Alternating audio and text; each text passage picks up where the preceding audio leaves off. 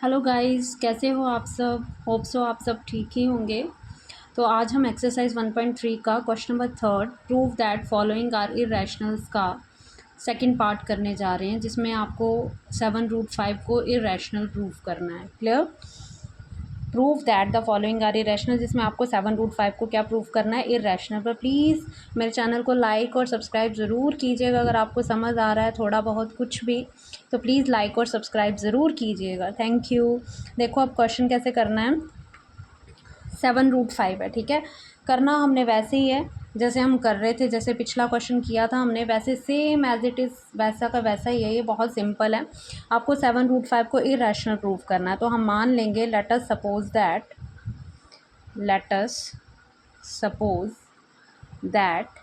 7√5 is rational. Clear. हमने इसको क्या मान लिया, ये क्या है, रैशनल है। देयरफॉर वी कैन फाइंड को प्राइम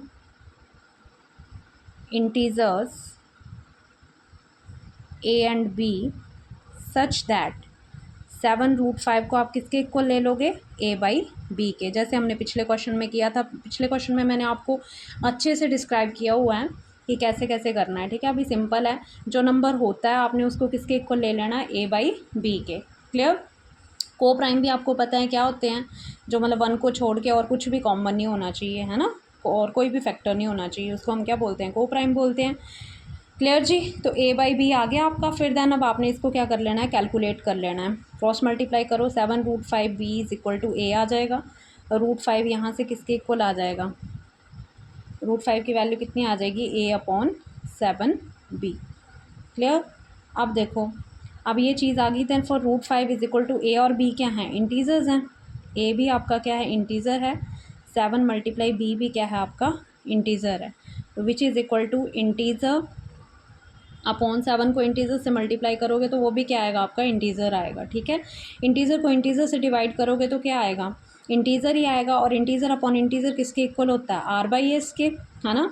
ये आपको किसकी कैसा लग रहा है, r/s क्या होता है, रैशनल नंबर होता है, कुछ भी बताने वाला नहीं है इसमें। Clear.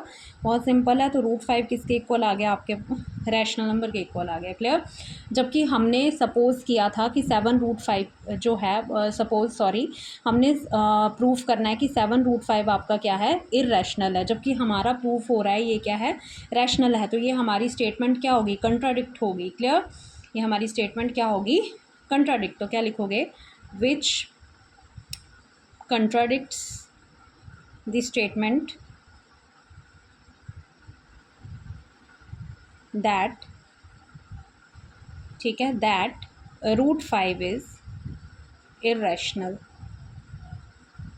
therefore our supposition is wrong। आपको ये इजीली लर्न हो जाएंगी। ये जो स्टेटमेंट्स हैं ना, बहुत सिंपल है, एक ही जैसी हैं सारी क्वेश्चंस में। therefore our supposition is wrong। Clear. hence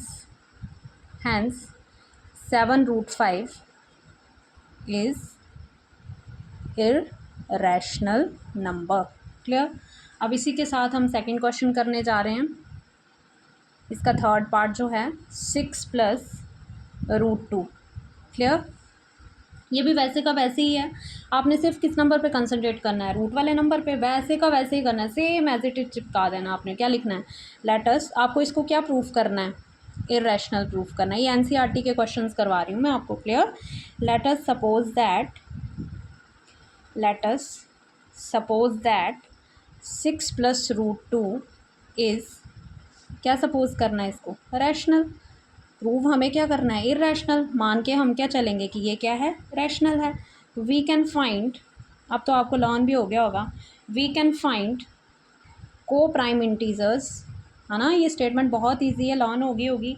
we can find को prime integers a and b such that, ठीक है। जो आपको प्रूफ करने को दिया है 6 + √2, इसको आप किसके इक्वल ले लोगे, a/b के, ठीक है। अब सॉर्ट आउट कर लो, इसको कैलकुलेट कर लो, क्या आएगा, यहाँ से √2 निकालना है। क्लियर। तो किसके इक्वल आ जाएगा, a/b माइनस के 6। ये प्लस का 6 इक्वल टू के उधर जाके किसका हो जाएगा, -6 हो जाएगा। Clear. Which is equal to √2, इसके नीचे कुछ नहीं है, मतलब क्या है 1 है। बी और 1 का एलसीएम लोगे तो क्या आएगा बी को बी से डिवाइड करोगे 1 आता है ना लेने, a-6b आ जाएगा, ठीक है। देन √2 कैसे आया देखो ना, बी और 1 का एलसीएम लोगे तो क्या आएगा बी आएगा। बी को बी से डिवाइड करो, बी को बी से डिवाइड करो, कट के कितना आएगा 1।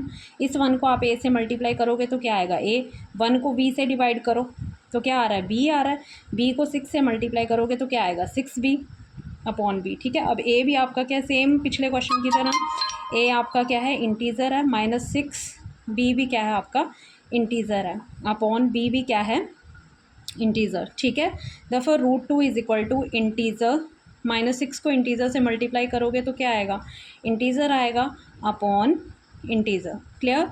विच is equal to next page पे करवा रही हूँ, √2 is equal to integer minus integer, integer ही होता है देख लो, integer minus integer upon integer, तो इंटीज़र में से इंटीज़र माइनस करोगे तो क्या आएगा इंटीज़र ही आएगा upon integer, clear.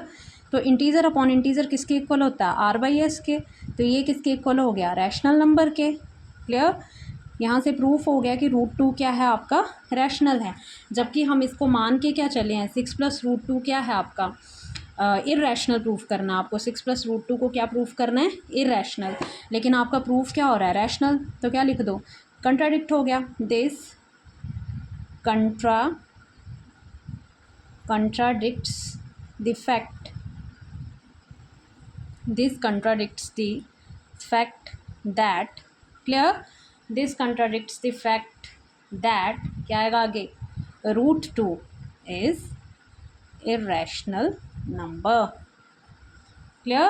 therefore our supposition is wrong, ठीक है।